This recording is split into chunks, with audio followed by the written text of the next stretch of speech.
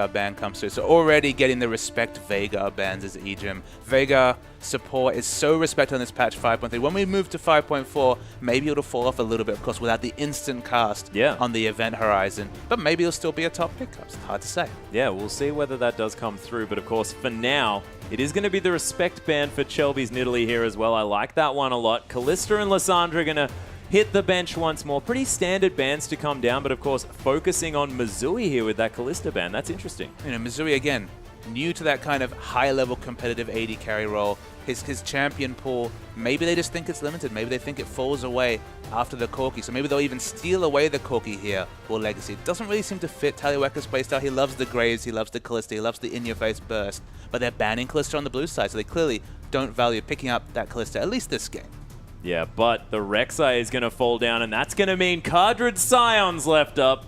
And we may see some Lumberjack action in the top lane. Yeah, the insta-lock Scion. Scion top's been... This is over Kassadin, we have to mention. 5.3 Kassadin, so we haven't seen and the Kensty's Kassadin as well. Yeah, we haven't seen the Riftwalks. And you made a great... This is probably going to be the mid-lane Kassadin that propelled Kensty to become the first Oceanic player to become a challenger in North America. It still plays a lot of Kassadin now. Definitely his strongest champion. It's a risk to live this open against Avant. Very dangerous. Choo-Choo's with an immediate Yasuo hover. We'll see whether that comes through. Tallywacker has the option to pick up his Sivir once more. Another time, he is going to be on that more utility-based AD carry. Going to be against a Morgana this time, though, so a few disengage options with that Black Shield. And the lock-in here for Ejim's Leona, and I love this. Get Ejim on a champion that can throw out so many different sources of CC and get fights started. That's what I'm talking about. And it's confidence to pick that Leona into the Morgana. Could be a Morgana spot, of course, could still be a mid-top lane Morgana. We've seen so much flexible Morgana picks across the board. The thing about Morgana is that you can still use your CC on the target that it has the Black Shield, then just change your focus and go to a secondary target. You still have initiation options, even if it is a Leona versus Morgana support matchup. Yeah, and you've got that Solar Flare that hits in an AoE as well. You can only save one person with that Black Shield, so we'll see whether Ejim can get them in the right positions. Of course, it's a little bit hard to land it. There's a little bit of sort of ramp-up time to actually have that stun come through. But of course, a lot of trust being put into Ejim. He's a fantastic support player. And we spent so much time talking about comfort on the Avant side. We're getting some real comfort picks coming through. It's not just Kensty. We see Maz. He's got his mind over that Corki. There'll be a very standard lock-in. A very powerful champion is Corki. The Trinity Force Power Spike. We talk about it every time Corki comes up because it's just so damn powerful. Oh, yeah, and it's going to be Chelby on the Jarvan here as well, unless that's going to go to Porky in the top side. Haven't seen him play that one, and Chelby, although he hasn't played Jarvan yet in the OPL, in the past, we've seen him go very deep on that champion. And that's the way he likes to play. We see him in the enemy jungle. We see him playing super aggressively. Even on the Nidalee, he's always trying to just poke around, take every advantage he can get. And he's the one that's really the aggressive person on this team. He's the one that wants to make things happen. And Jarvan, he can make things happen in both good and bad ways. Sometimes he's helping, sometimes he's helping. Yeah, Jarvan, I'm helping. That's exactly right. We'll see what the answer is going to be from Legacy. They need to pick up a mid laner and, of course, that jungler here as well. Tallywack is hovering over an Udyr pick, which I don't think is going to come through. But Ahri, she's up again. They're going to lock it in, and Udyr is going to be the lock-in here for Carbon. So, he likes farming. He likes farming. We actually just talked about St. Vicious. He loved farming up on that Udyr, and the farming's not going to stop with the Udyr. No, definitely not. We'll see whether he goes full Trick 2G with it, picking up both Tiger and Phoenix stance, never leaving the jungle. I don't know whether that will happen because his friends need help on the map. And just don't really know what to expect. Of course, having the On the Hunt plus an Udyr here is fantastic. Of course, one of the things that Udyr struggles with is getting kited a little bit. Absolutely. So he's going to have that extra burst of movement speed. Scion as well, you know, has so much consistent CC in a fight. Yeah. Once he's used his ultimate, popping that On the Hunt, he can actually stay close. He can get the auto attacks in. Might even see a Frozen Mallet come out from Scion just to add to his bevy of CC and just be so sticky. And then again, it's going to be Ahri and Sivir in the backline doing consistent damage over a fight. But the Udyr, it's such a big question mark. We have to assume it's going to be a jungle Udyr. We have to assume he's going to be trying to get in Chelby's face and counter an aggressive jungler with just the most aggressive dueling jungler you could pick up in the Udyr. Yeah, but it is going to be a last-minute switch over to the Rumble here for Porky. Porky's Rumble to come down, and again, we're going to see the Jarvan Rumble combo with that Cataclysm Equalizer. But we did not see that. That was a mouthful. I don't know how that quite worked. Yep. Bless you. Thank you. Thank you. It didn't work out last game, you have to say, the Rumble Jarvan combo. They now even have the Soul Shackles for a bit more lockdown, so perhaps they can get the massive equalizer that Rich Gang could just never claim in the previous game. But this is an Udyr comp, so you have to think there's going to be a lot of strategic play, a lot of rotating around the map, taking camps, getting early push. That was the flavor in the previous game with the Sivir, was rotations and taking turrets. If they can recreate that, stay away from teamfights, even though they've got a good teamfight team, especially in the early game, get a nice gold advantage and just kind of trivialize all the AoE burst coming through from Avant. Legacy should have this in the late game.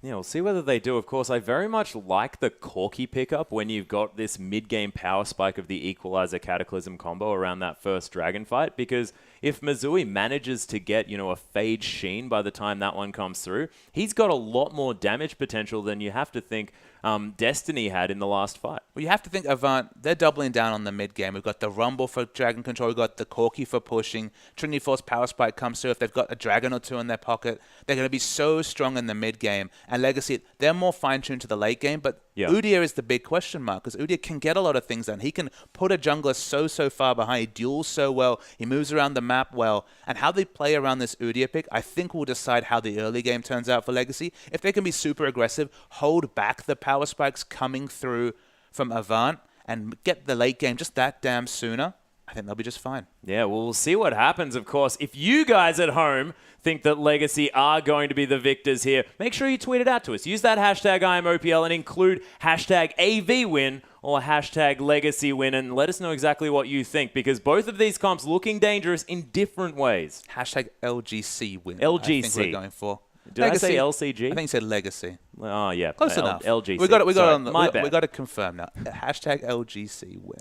Otherwise, that would have been a mouthful, and you wouldn't have been able to get all of the extra text into your tweets, ladies and gentlemen. Absolutely. Yeah.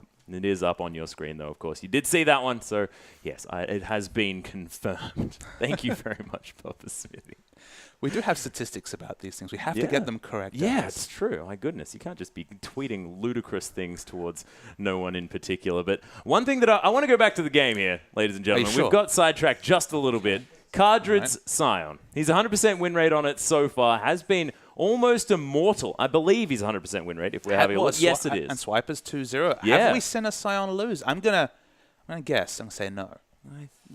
I can't quite remember, but across those two teams, definitely not. Yeah, the top teams, they're really favoring these sticky, strong frontline tanks. That's what they want. They want tanks that can get in the middle of a fight, stick with the consistent CC coming through, and just cause havoc in the front. They're not doing big damage. Of course, Scion in laning phase, his wave clear I probably underrate. You just max the E, roar at those minions. If you roar at the minions as they're breaking, kind of like Twisted Fate throwing out his red card in the middle of a minion wave as it's kind of coming into the lane in a line. You do so much AoE wave clear that just with 1 point in your queue, you're just clearing those waves instantly. So you have great damage in terms of clearing minions in the early game. Okay, in the late game, not really about damage, but you have the armor shred on your E. You have so many different types of CC, not even counting your ultimate.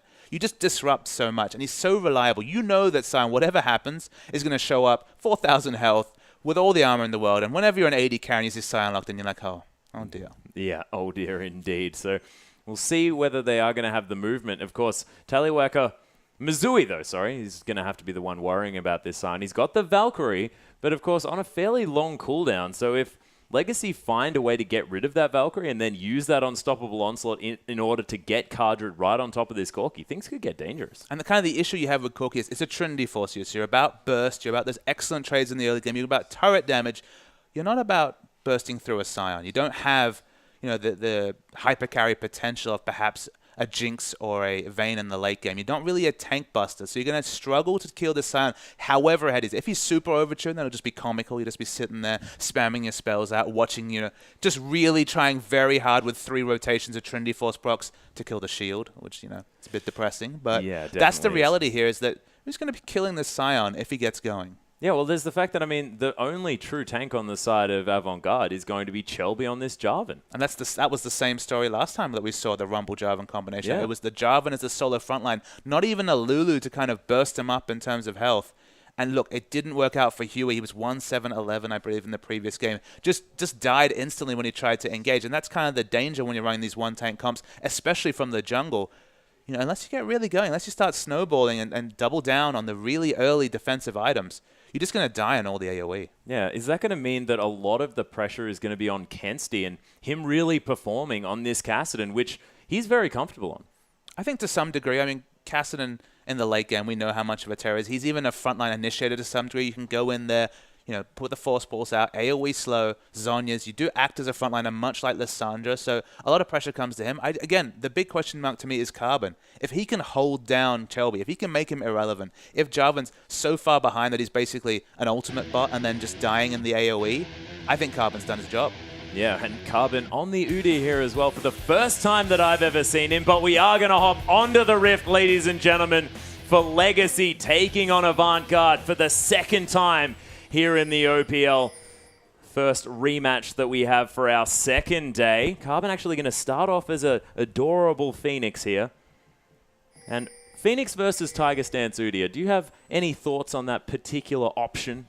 I think it's this current state? I think in solo queue, the Tiger Stance makes a lot of sense because you do those surprising burst trades on your ganks, but I feel like he's going to be more focused about AoE clearing down the waves. We can see he's already skilled Phoenix stance, so that's definitely the best stance for just taking down minions. Of course, you could just get points in both, like you say, and be all-out offensive. It makes you very, very squishy, but he's got a Scion, so going full offense, you know, even maybe recreating the Trinity Force build that he won the last game, okay, it's probably not going to be the Warrior enchant just because, again, not too much physical damage coming out of Udyr. But just going for a very offensive build is opened up when you have the most reliable of massive tanks like Scion in the top lane. Yeah, and speaking of Scion, Cardrid's actually just having a stare off with the Baron wall here. Might actually be discovered from Porky.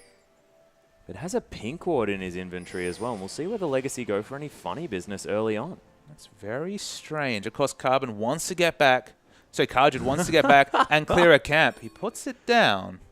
He's a very large Scion to go unnoticed. Finally just hits Porky on the back, but I mean, Porky didn't even notice him then. Maybe he's invisible. Cardrid, maybe he's surprised by the lack of lane swap because he will not be getting to pick up an early camp because we so often see the Carbon and the Scion walking to the Raptors, dying to that camp, clearing it. You know, you can start with the shield, even get some of the health coming through from the passive on the W and enter lane just happily. But in this game, yeah, no suicide Scion play coming through. Not going to come through, and Chuchu's actually taking a lot of damage level 1 here from Kensti. Both of these mid laners actually opting for that flask, so Chuchu's not wanting to go for that Doran's ring, wants to have some more of this sustain. I really appreciate Chuchu's respecting the harass coming through from a Kassadin. This is not something we see Chief Swift would do. He's happy to take Doran ring against a Kassadin, as say, for example, the LeBlanc and the LeBlanc vs. Kassadin matchup, and then just count on the fact that Spooks will make an early visit to the mid and justify the early combat stats coming through. You have to respect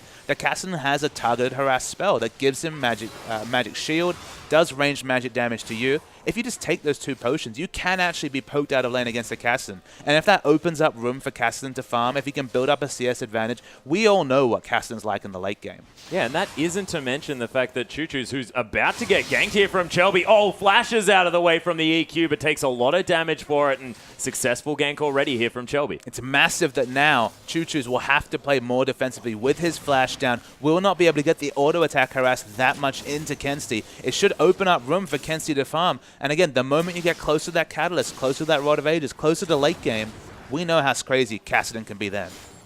Oh yeah, Cardrid just going to use his abilities to clear out these minions from underneath the turret. And I love that Lumberjack Silent Skin. It's just fantastic. Porky heading down just to get some deep vision here.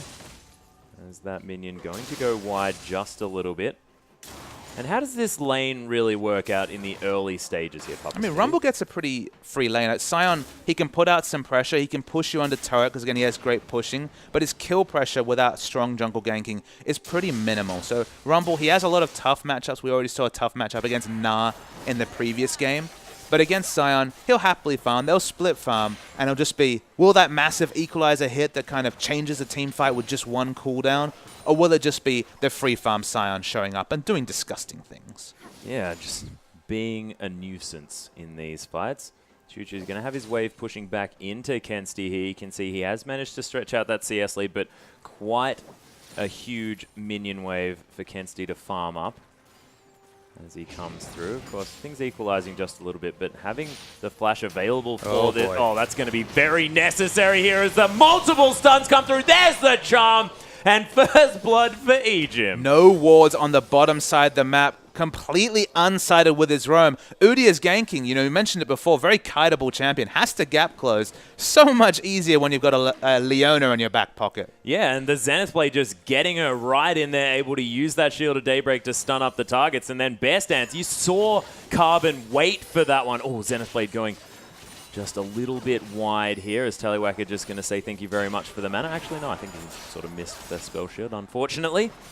But are going to be able to continue clearing out this wave. And we've seen this matchup quite a few times here, the Corki into the Sivir, and there are sort of pros and cons for both sides. Absolutely. I mean, Corki, of course, his main harass tool, his main lane dominance tool is hitting that Phosphorus Bomb. It has that longer range than, of course, it used to back in the day, so you can reliably hit it. Of course, Sivir, she can gobble up that cooldown with the spell shield, get mana back.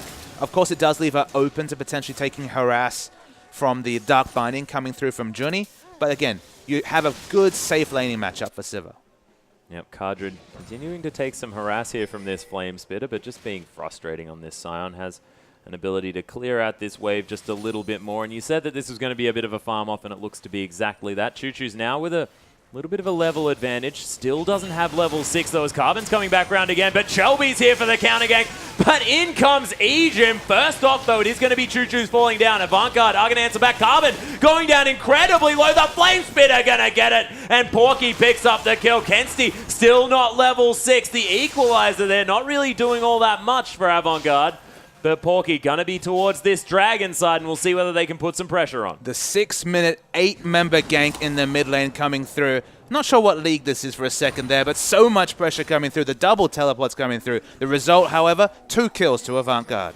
Yeah, Kensti might have to be a little bit careful against Cardred here. He's harassing him back just a little bit with his ranged abilities, but more than happy to clear out some creeps, and he is going to be fine. Kensti heading back to base. Has just hit level 6. Yeah, but nowhere near finishing his Catalyst. Only was able to pick up the Ruby Crystal. Actually does have the gold to pick it up now. He chose not to back, so he was close to his Catalyst. He really wants that as his first big purchase. But now he's against Choo Choo's freshly itemed up, has the Fiendish Codex, and against a Cassidon that just really doesn't want to be there, wants to go back and shop. Yeah, you can see Legacy as well focusing so much on this vision. 3 vision wards sitting in their back pockets. You can see Choo Choo's went back, got one of those, some sight wards here as well. Lots of consumables, wants to just stay alive in this lane and complement that Fiendish Codex pickup. Boomerang going to find Johnny on the way back as Missouri just continues to clear out this wave. 3 CS advantage here for the Sivir, not going to be too much of a problem as Shelby's got a level lead, but Carbon still more than happy to go toe-to-toe. Of course, Udyr doesn't really mind about level 6. Yeah, Udyr's just farming. With the Ruby Crystal, it might actually be the Juggernaut enchant coming through, just for a bit of cost-effective health and tenacity. It opens up other boots choices. As across the map we see Harass coming through, but no real threatening of kill pressure. Yeah, Porky level 7 against Cardred's level 6 here. Cardred still managing to hold on to an advantage as far as that CS is concerned. Carbon looking to try and put some pressure onto Porky here, who flashed in that mid lane, you have to remember. Doesn't get hit, but Choo Choo's is here as well. Unstoppable Onslaught's there. Porky just gets charmed and orbed, and he's gonna die. Choo Choo's picking up a nice roam kill. A Legacy showing that, hey, the easiest way to work around the lack of kill pressure on Carbon's Udyr ganks, always have a mate with you, whether it's the Ahri coming through, but previously it was Ejim. Their map rotation, they're getting so many members unseen into ganking positions. Avant, they need to work on their warding because they are severely being out-rotated by Legacy, though they are starting up the Dragon. Yeah, they have been seen there, though. As you can see, Ejim hanging about. This Dragon is in full vision of Legacy. They have to go for a Miracle Steal as Udyr trying to find his way in. Ejim's just going to get exploded, though, as Kensti picks up that kill. Orbit Deception, not enough, and Kensti even gets the Dragon. This Cassidon starting to go off. You saw how close they were from stealing away the Dragon. There was actually no smite available from Shelby. It was a risky Dragon call. Whoa. Trying to open up time, Ejim trying to open up time for Choo Choo to get in for the harass. Almost stole away the Dragon, almost picked up some exit kills, but all those almost amount to nothing, and the Dragon is taken by Avant. Yeah, Avant now storming ahead. They've got a 1,000 gold lead, and with that first Dragon that they've picked up, you know, this Cassidon rolling as well, that is very important. Now with the 400 gold lead here in the mid lane, doing quite well. Actually, more closer to a 600 gold lead. No, 400. We're at.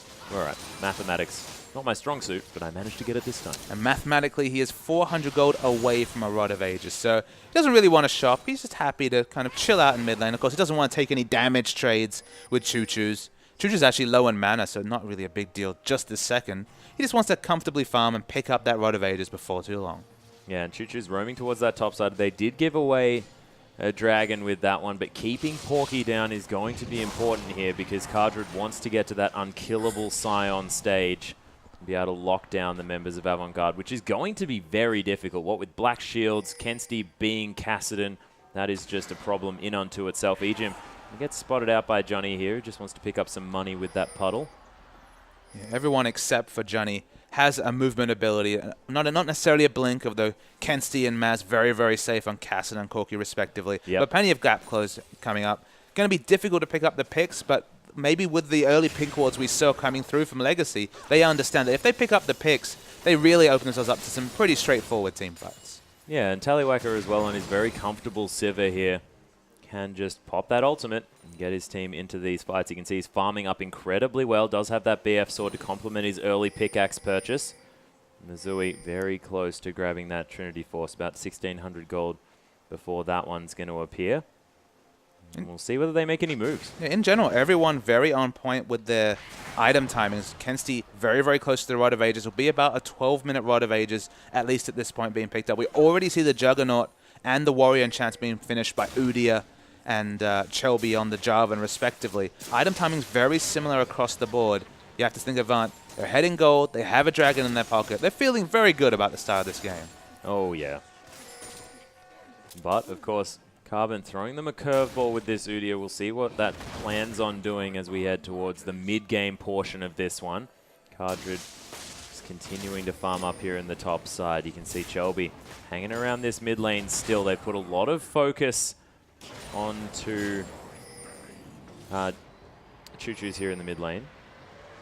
But of course, when it's an Ahri who's now got Spirit Rush, that almost seems like a waste of time. Yeah, Choo-Choo's and Carbon are basically a duo at this point, roaming around the map, trying to look for a pick. Between the two of them, quite a lot of lockdown CC. If you get in range to actually put down that bear stance, has Flash available now. So they do have significant kill pressure as a duo. We haven't mentioned Shelby's name a few times. He's 1-0-2, he's doing fine, but they're looking for the gank on Cardred. Yeah, does manage to get in here with the EQ combo. Slows him down with the W there as well, blowing the Flash after that Cataclysm comes through. And Cataclysm's like the auto flash tool, isn't it, really? Unstoppable Onslaught, not that useful running away from Jarvan, so the flash is a very big pickup. We see a repeat gank in the next 5 minutes. They do have significant kill pressure early on in the game against Cardred.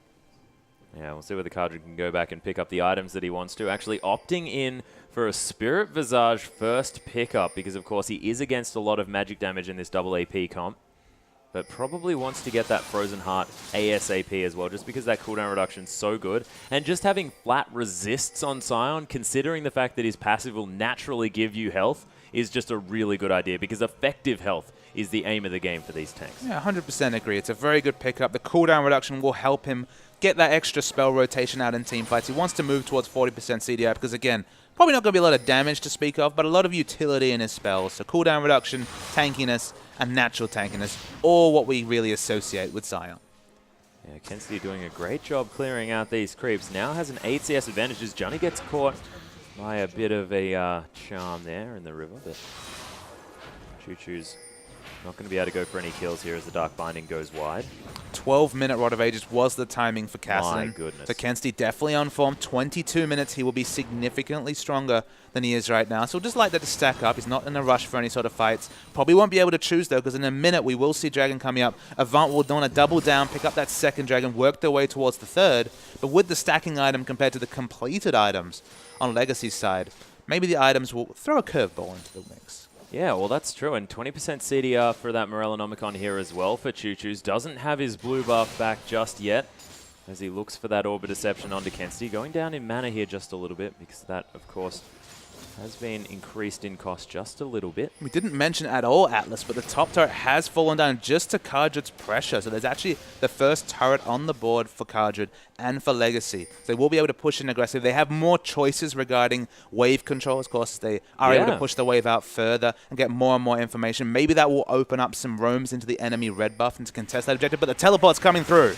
Yeah, there's a teleport from Porky. Wants to get this equalizer down. Johnny, though, getting focused. Carbon going to get that kill. There's the equalizer right on top of Choo Choo's, who's forced to flash Missouri in the backline. Ejim not going to be able to stun him up just yet, as that Valkyrie was beautiful. And Choo Choo's falls down. Ejim as well. 2 for 1 here for Avant Garde, and they have control of this area if Chelby doesn't get caught. Kensty quite low here, as well as Cardred going to charge up that Q. You can see taking no damage. Perfect play from Avant Garde, ignoring the Scion. And you can see the Scion and the Udyr, the two ignorable champions, were ignored. All the carries fell down. You need to be fighting around your carries, Legacy. All these two hyper tank picks, they just don't pay off. Avant, they overstay in terms of doing damage to this mid turret. I don't know if they're healthy enough to pick up the dragon. Yeah, and Cardred, of course, at full health. Tallywacker finally coming into this fight. He wasn't there. That was a 4v5 situation, which Legacy are going to feel okay about because, of course, it didn't go horribly wrong. Avant Garde now tanking up this dragon. They're losing health as that boomerang going to find Missouri there.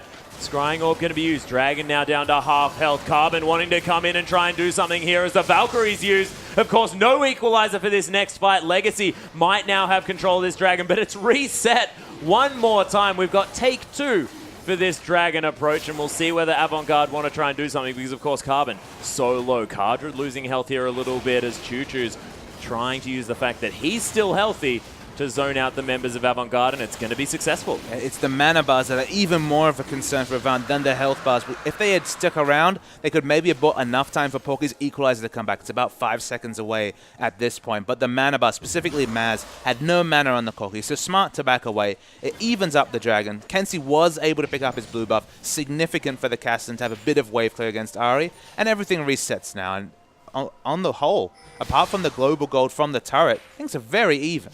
Yeah, Choo Choo's going for that standard Abyssal Scepter second item. Of course, now with the changes to Ahri, you've mentioned this a couple of times, able to actually have everything in range for that Abyssal Scepter to work. Yeah, with the shorter range in 5.3, basically all of her abilities, barring the max range Q, are going to proc the Abyssal Scepter. So it's a wonderful pickup. You already get into fairly close range using the Spirit Rush anyway, so it's good and smart to have a bit of extra resist. You know, combine the Abyssal with that Zhonya's, so you're able to get in the front, not explode yourself, and do massive damage to the backline. Yeah, and Carbon going for a different option here. Not going to get that Trinity Force. I'm disappointed, Carbon, because I very much enjoyed you being that split push Rek'Sai in the last game, but going to go for possibly a Spirit Visage to tie in with that Turtle Stance, give him a little bit more health back, but maybe even that Banshee's Veil just to stop a bit of the upfront CC to come through from Avant Garde. And no offensive options whatsoever. That probably suggests that he won't be looking to split push in the late game. If there was a Trinity Force, he could still have been used as a viable split push. Of course, so much AoE wave clear with the Phoenix stance. But he's going full tank. He is maxing the Phoenix stance and the Turtle. That suggests to me he's going to be looking at just a lot of team fight. Yeah, on the hunt actually going to be blown here as Ejim just flashes on top of Missouri. So much CC here as well as Porky teleports in. There's the equalizer. Tallywhacker's going to die. The equalizer was beautifully placed as Porky just going to try and burn Ejim to the ground. He gets silenced. These auto attacks doing a lot of damage, but he gets stunned underneath the tower. My goodness, Leona takes a lot of killing. Absolutely, guys. So many tanky stats once she pops a W, but does fall down eventually. Porky gets 2 kills. He's gone for perhaps the most equalizer-centric build of all, rushing the Leandri's Tormentor combined with his Sorcerer's Shoes. The equalizer will be doing massive damage, but definitely no Zhonya's, no stasis available to him just yet. Yeah, but of course, Porky has been landing these equalizers beautifully in these fights. I understand why he'd want to really invest into it because it's been beautiful so far. You may as well just continue that focus. Kensty now going to respond to Cardred, who's just relentlessly pushing across this map. Now to go for that Warden's Mail, and we'll see whether he turns that into a Frozen Heart or maybe even a Randuin's first up. Credit to Carbon, though, understanding that there's no way that Avant have enough members to commit to defending this red buff. Has stolen away the buff. This is the pressure of Udyr. Has so much ability to clear camps fast, so quick and so difficult to kill. You can't pin him down, so he's going to get in your jungle and nick all your stuff. Yeah, just stealing things is Carbon, and it makes sense here as well. Able to catch up here. Of course, Chelby having an early advantage because he farmed out a little bit longer. And Carbon going to find Johnny here as well as Missouri tries to do some damage, but Carbon pretty tanky now with that Spectre's Cowl. Yeah, the Roar coming through, doing quite a lot of damage as Tallywhacker finally going to DPS down this outer turret. Legacy, they were able to out-rotate Rich Gang last game. They've done the same thing here. 3 turrets to 1 actually puts them slightly ahead in goal despite a kill disparity and even some CS disparity for Avant. Yeah, actually. Skill shot's going to be traded here. Johnny winning out on that one as EGM just going to destroy a ward in his frustration. Shelby continuing to just hang around his own jungle. Legacy, they're looking for the picks at this stage. Of course, they've got this fantastic pick comp with the Charms, the Zenith Blades, all of EGM's CC in their arsenal, and with Carbon there as well. I mean, it's not really a skill shot, but he has to get in there to get something done. So a face check, that'd be pretty good. See, the first stun will be chained up by so many. That's not even talking about Cardred and Carbon being able to do a lot of CCing, especially from that melee range. So yeah, the CC continues, and Johnny, of course, can only make one person CC resistant. And to be honest, you throw that back shield onto Maz. If they just lead with the Q coming through from Ari, that'll just burst through the Orb Deception from a support, and the stuns will continue. So Avant, they really need Kenzie to be a frontliner. He's actually going to find Tallywhacker, stops the back in the bottom lane. Actually, Tallywhacker wanting to go aggressive here just a little bit, but Kenzie going to Riftwalk out of the way. I would have thought that, you know, Kenzie probably wanted to pick that fight, but not this time. Not this time. The Riftwalk, defensive Riftwalk's interesting, but you look at the timer, 8 stacks, going to be 10 stacks at 22 minutes was the timer we spoke about. He's just trying to power up. He's sitting on quite a bit of gold. I believe he has enough for the Zhonya's. At this dragon fight, it's going to be massive. He's going to be so close to the 10 stacks. Zhonya's completed. This is a massive Kassadin for 20 minutes. Yeah, and it's the perfect time to hit that spike as well as a minute for the next dragon. Looking scary here for the members of Legacy because this was the downtime for Avant Garde. I mean, of course, Porky and Chelby always going to be relevant. Missouri picking up the Sorcerer's Shoes and the Trinity Force are great, but having Kenzie sort of still waiting for that Zhonya's Hourglass, still waiting for the stacks on his Rod of Ages, now having that completed, Avant Garde probably looking to make some moves around this map. You can see Legacy have managed to pull out a bit of an advantage as far as this gold's concerned, purely because that outer ring of turrets is dead. But if Avant Garde put on the pressure, they'll close that gap so quickly. And they have a Corki who has the mid-game, the 2 big mid-game items, the Trinity Force, the Sorcerer's Shoes. They haven't been able to put down the turret pressure yet, but as you mentioned, they have so much turret damage, and EGM, he's in trouble.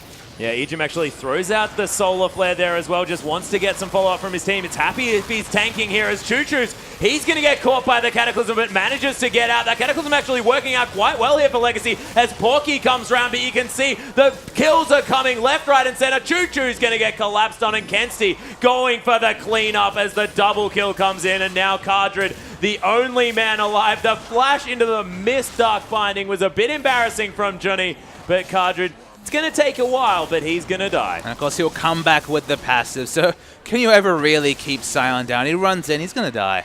Let's be real. He's dead. This is undead Sion coming through. They still have, you have to say though, not really a lot of dragon damage. No smite available, no AD carry. They're not even going to pick up a big objective after killing that Sion. Yeah, and that was such a messy fight here as well. I mean, Shelby got his Cataclysm down in a position that really locked members up, but Porky took a long time to get to that fight. But Kenzie, he was the real star. He's the crown jewel of this comp from Avant. And when you talk about messy fights against a Kassadin, already overtuned in items, 10 stack Rod of Ages, Zhonya's Sorcerer's Shoes, he's got everything going for him. And he was getting huge assassinations. He took out Tallywhacker just solo. And Legacy, they need to be so careful and work around the power of this Kassadin. Yeah, and the power of this Porky Rumble here as well. 7, 1, and 2 now with Leandries and that Zhonya's Hourglass at the same time. I mean, he's behind in farm, but he doesn't care. He's killing champions. Absolutely, and you can see how the maps in this game is played out is that everything's been pushing aggressively, and Legacy have a big vision advantage. They just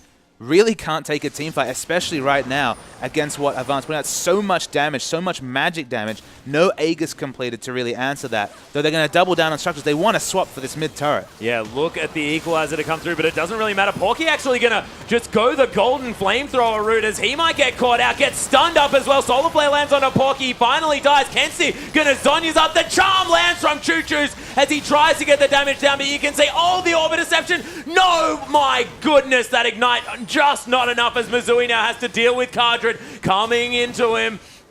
Carbon actually running away very effectively. Kenzie turns around and comes in. Now Cardred with some damage as he runs around in his death-defying form, but Legacy just going to melt in front of AV. Even after a very messy engage where the top and mid laner engaged before the rest of the team was ready, you see how strong Avant is and how smart Kensty's use of the Riftwalk was in that fight. Of course, Kassadin has to be so careful with his use of mana now that the mana costs get really crippling after the 3rd or 4th mark, but he opened up so much space, was still able to do damage to the back line, even after he'd been chunked out. Kensty's Kassadin, definitely by far his strongest champion. Yeah, very, very scary. Missouri going to move around and just pick off this outer turret in the top lane, easy as you like. Still half health. Avant Garde going to be able to pick up another objective, so mid and top going to be taken down. Haven't answered the turrets completely from Legacy, who managed to get that middle lane in a turret. And they still have some wards on the map, but you can see Avant Garde, they've now got complete vision control across everywhere. Yeah, the moment they answered the massive turret discrepancy they were in, the kills shine through, the CS shines through. 4,000 gold is the advantage, and that's 4,000 gold with a late game Kassadin that's ready to go, ready to fight, working towards the void stuff you'd have to think to ensure that he's chunking both the front line and the back line. And Porky's Rumble, you mentioned it. That wasn't even an equalizer that decided to fight. That was an equalizer to buy time for his team. If they get the right combination of timings, if we see the Rumble Juggernaut ultimate they pick for, it's going to be huge. Yeah, Choo Choo's going to use that ultimate. That Dark Binding was wonderful as Choo Choo's gets blown up by Corky and Kensty. And my good, Porky and Kensty, sorry. Corky wasn't actually there as Missouri just going to be hanging out here by the river. And is this going to be Avant Garde starting the Baron? It is. Corky, Porky, Kensty, Junie, and Shelby. Not really confusing at all coming through from Avant. But what is going to happen is going to get so much Baron damage in. There's a lot of poke and engage coming through from Legacy. They have very hard engage. So it's going to be hard to DPS down this Baron. Yeah, Cardred actually trying to be a nuisance here as well as Carbon's right in the mix. The Soul Shackle's onto Ejim, but that's the only member. Missouri going to use that heal as Kensty might get blown up. He does manage to get a kill for it as Porky now managing to rip through these members of Legacy. They've got 3 members alive. It's a 1 for 2 so far as Chelby so incredibly low. This Avant Garde lineup are team fighting beautifully today as Choo Choo's, he's still coming back from base. Yeah, Legacy just trying to buy time, just trying to get Avant away from the Baron. They'll be successful on that. So look, it's not really ideal to pad the stats. 21-8 is the kill score in this game. Not ideal, but at least they keep the Baron up as an objective to be competed for. Yeah, and actually Choo Choo's going to just continue to push out this mid lane here as well. Knows that Kensty's not going to be coming around to jump into him.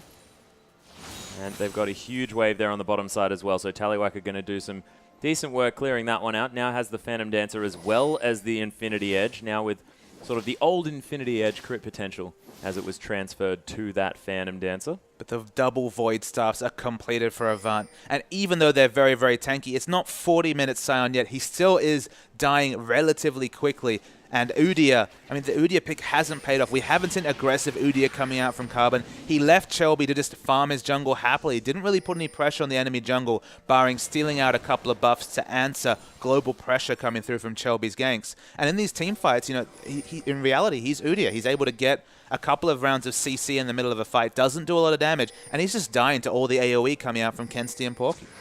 Yeah, it's just a little bit too much here to deal with on the side of Avant Garde, and Porky's just so huge on this Rumble. It's just ridiculous. I believe he has the most gold in his team. He does, and that's a big thing to say when we've mentioned Kensty's name so many times, but 300 gold ahead of Kensty on a champion who's notorious for having a terrible time farming. Yeah. He's keeping in touching distance farm-wise, but it's the kills. 11 kills. You know, 3 more kills than a Legacy has as a team. He is massive on the Rumble. Yep, so incredibly huge, and yet to demonstrate quite the damage potential of this Void Staff Equalizer. Avant Garde are going to start off the Baron here, peel off pretty immediately because Legacy wanting to come round. The flash actually in response as Ejim tries to get to safety. It's dangerous being a support when you want to get that Baron vision down, and Avant Garde staying as a team, but they're not on the Baron anymore. You can see Avant's issue is they only have that singular initiate. We said the same thing last series. It's all about Chelby going in. And if they don't find the picture perfect engage, they're backing away. Their only way to force a fight is to start Baron with Dragon still respawning.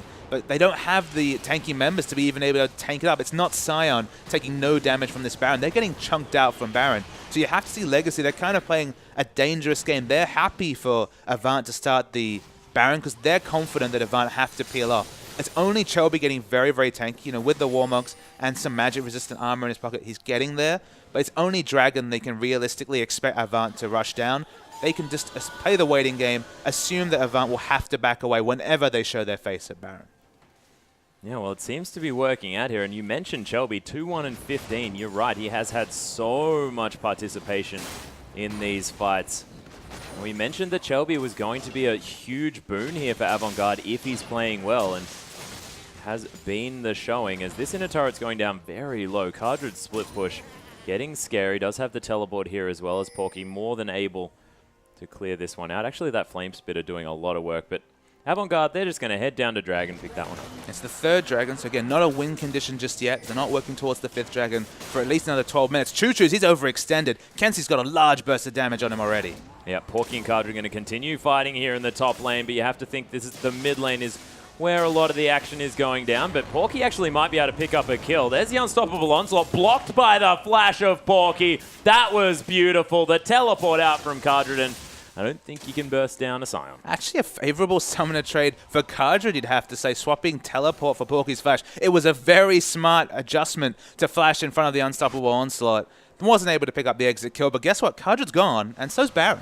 Yeah, Baron is just going to die here to Avant Garde. They're all going to use their empowered recalls and get back to base, and with that teleport down, Avant Garde were no longer scared. That was... You have to say the flash for a teleport, not that good. The flash for a teleport and Baron, it's all right. All planned here from Porky, sorry. Beautiful play. Porky, Corky, Porky, Dorky, Dorky. I think that's why Missouri actually changed his name to Maz here as well. Just didn't want to have another E on the end of an Avant Garde name here as well, because Kensti, Chelby, Porky, Johnny, Missouri. I've tried that one already. It's confusing. It is difficult. I'm not going to lie. My goodness. But Rabbidan's Death Cap has been finished by Choo-Choo's. He's got a 3-item power spike to his own name as well. Kensti's still looking for that needlessly large rod portion of that hat.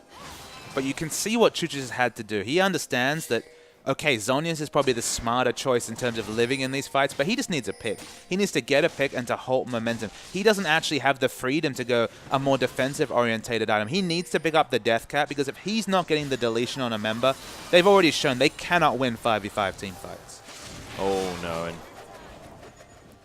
Boomerang just going to come through and try and save a ward, but it's not going to happen at this stage. Blade of the Ruined King from Missouri has been completed. Looking for that Last Whisper as his next item, you have to think. Carbon does have a Sightstone for himself, going towards a Randuin's Omen, you have to think, as his next item, as that Ruby Crystal can now build into the Giant's Belt. And Legacy trying to defend this inner turret. Cardred and Carbon pretty tanky here in the front line, but Cardred still taking so much burst. Now you're saying pretty tanky. Cardred, it is a 32-minute Scion, but there's so much damage on Avant's side that he's deceptively squishy. Yeah, Kenzie actually going to Rift Walk out there and use his Zhonya's a little bit unnecessarily. This might mean that Legacy can find something. Chelby gets caught by a Charm. Carbon in that front line just getting chunked. Every opportunity that Avant Garde have, they're able to do the damage to Legacy, and they'll take the inner turret and rotate around for the next. Yeah, the use of Zhonya's, as you mentioned, by accident there, would definitely have taken away from a potential turret dive. It looked like they were positioning for it.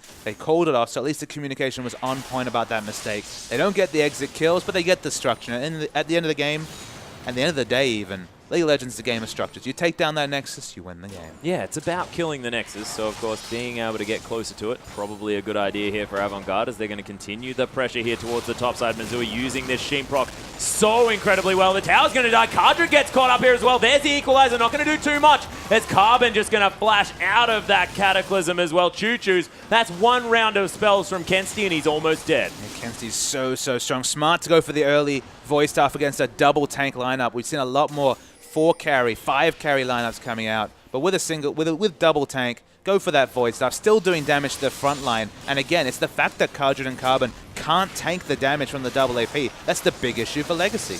Yeah, Carbon actually getting chunked out here as well. Avant Garde wanting to go for that tower, but it is going to be Kensti picking it up with the Rift Walk. He does die for it though, as probably wishes that he had the opportunity to use a Zhonya's Hourglass. Choo-Choo's gets slowed down to high heaven from all of the poke coming through from those harpoons, and the successful disengage, but every inner turret now dead for Avant Garde, and they've got a huge lead.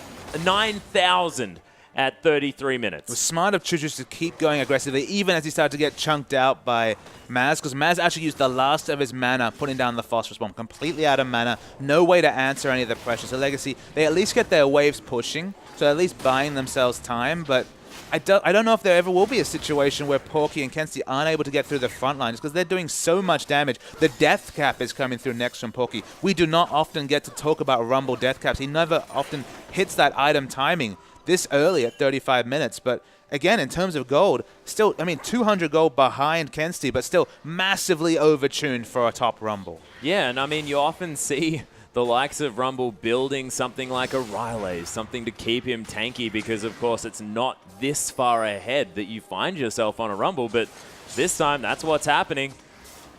Carbon is going to use that ward, but it is going to get spot out almost immediately. Has decided to go for the Banshee's Veil option. I mean, Carbon's been forced to get selfish stats because we've already mentioned he's dying in the front line. He couldn't afford to go Aegis because he needs to be a frontline tank, so does Kardred. But that means no Aegis against the strongest Rumble we've seen in many a month, so overtuned for damage. This Equalizer is literally going to rip Legacy apart. Oh, yeah, and we've seen it time and time again, and it's going to take almost a catastrophe for Avant Garde to really lose these fights, because if that Equalizer goes down in a spot that's not going to help them, that might be dangerous, but of course we saw that in the last fight, and Avant Garde still managed to come out ahead. Kardred's trying to just create map pressure. He's trying to split push. He understands team fighting not going to be any fun for Legacy at this point, so he's just trying to push, and he probably will finally get this top turret after being delayed for so long. He's going to go for the brute force method, happily take down this turret. Carbon's top as well. They're hard committing to the push. Yeah, of course, not going to be able to do anything about this Dragon. It is going to be the fourth one going down here for Avant Garde. Wanting to make sure they solidify the opportunity for a fifth Dragon if they can. Inner turret in response here for Legacy, and it's probably the best that they could hope for here. Absolutely. This is the only trade they could realistically go for. A bit of global gold for what was always going to be a formulaic fourth Dragon for Avant. There's no way they could look to contest. It doesn't look like it's going to get better short of the fifth Dragon. The fifth Dragon's only 6 minutes away, and I don't think there's a big item purchase that can come through. The Aegis for Carbon, okay, that's helping, but he needs selfish stats, to be honest. He needs to be at the front, forcing the Equalizer to be used upon him rather than getting to the back line, because if this back line falls down, Maz is going to get in there, Kenzie's going to get in there, Aegis isn't going to matter. Yeah, Tallywhacker, though, I mean, does have the Vampiric Scepter onto that trinity of fantastic items here for Sivir to really allow her to cut down tanky members. Chelby going to struggle, although he's got a Thornmail now, so I take it all back. Yeah, I mean, not the best at taking down the front line, not the best tank buster as Sivir. She's okay. She's probably better than the Trinity Force users, but you know, she does struggle to get through those frontline tanks. And Shelby, he's doing it for his team. It's a very cost-effective tank build. 2,500 gold for that Warmogs. Getting the Thornmail for, I believe, 2,280 gold. It's not the random ones. He doesn't have the slowing effect, but there's so much CC from his kit and the other members of Avant. Just go for those selfish stats. Just get that Thornmail. So that if Tallywhack is just free hitting Shelby, he'll at least last quite a long time.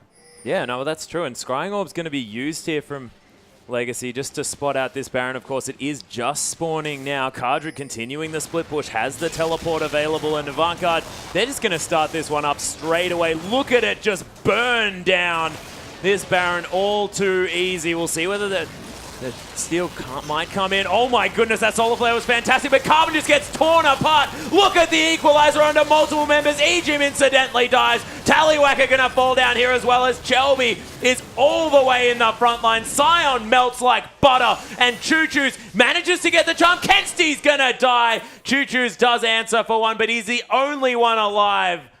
And they trade the mid laners in the other direction, but Avant Garde, that's 4 for 1. You built up Porky's Equalizer, and it's shown for a second time. Just picture perfect, completely splitting apart Legacy's escape route. There was nothing they can do. Choo-Choo's alive. He's got assassination potential. He's got wave clear. It doesn't matter against 4 members. They're going to lose their inhibitor at minimum, and Avant played that team fight out perfectly. Yeah, they are going to back off here. I thought that they might go for a victory, but of course, with Ejim just respawning Carbon not far behind, it might have been a tough ask. But only one inhibitor down. This does give Legacy something to hang on to this game, but 10,000 gold, it's still the gap. I like that Morgana's taking it on her own back here. Juni's trying to realize, okay, maybe I need to be the initiator. Righteous Glory and the talisman. That's already a lot of movement speed. My goodness. Feels like a double Shirelia's from back in the day. But also going for the Zhonya's just to be able to get into the middle of the team fight, activate the Soul Shackles, go into stasis.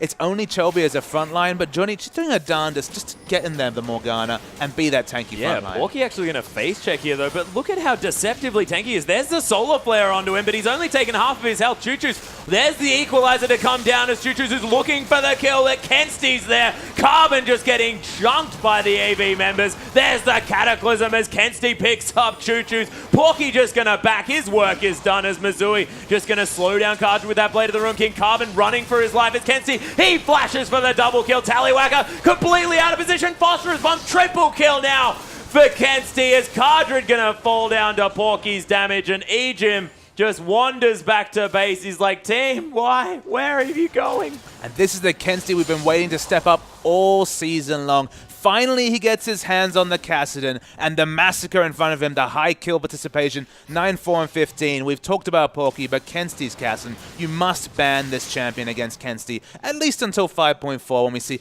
massive changes come through to that Kassadin. Yeah, and Porky's Rumble as well has just been so good. Always has in the past been a fantastic champion for Porky, but this time around, I have to say I haven't seen a performance like this. As Solar Flare's going to come through, Ejim, valiant defense to come down from this Leona, but these Nexus turrets are melting. The Nexus going to do the same, and that is game for Avant Garde, tying up their record with Legacy. Absolutely, a massive win for Avant Garde. They get the revenge for their earlier loss, and of course solidify that big victory last year. It wasn't a fluke. They pulled off a great strategic display here. Their team fighting was a thing of beauty. Yeah, and of course Porky was always known for his team fighting prowess. Last time these teams faced off, it was with Bad Game LOL, who didn't quite have as much synergy with the team, and we've got a replay to come up, and let's just hope that there's an equalizer in here to demonstrate Porky's power. There was multiple equalizers this game. A lot of them were picture perfect. I know for a fact the one here was. So we'll roll the tape. This is it, Baron. This is the time when they are able to DPS Baron. You see the ward comes in so too late. So watch for the equalizer from Porky. Where are you going to go? There's no way to get away from that equalizer. Only Tallywhacker was able to get off, and he was so low that he died anyway. And then the pile comes in. Kensty has all the mobility of a late game Kassadin. He will fall to Choo-Choo's, but 4 members die instantly there for Legacy, and that was the game for Avant. Yeah, beautifully played by Avant Garde, and I just don't think you can let Kensty get that Kassadin, because we've just seen that is so scary. Of course, 5.4 going to change him just a little bit. We'll see whether Kensty is going to be one of the players that decides to remain a Kassadin player. The return of Porky to the lineup also, now Rumble becomes a priority ban for Avant. Avant, they had a very rough start to the season. This is the back half. They're starting to pick up a couple of wins. They're getting Porky settled in the team. Suddenly the bans and priority changes. Maybe Kensty will be able to get onto his better champions, really push his way up there in terms of the mid laners, and just create an impact for himself. Because on Kassadin at least, he looks world class. Yeah, Avant Garde looking fantastic, but we are going to be having another matchup coming up very soon, ladies and gentlemen. Rich Gang looking to bounce back after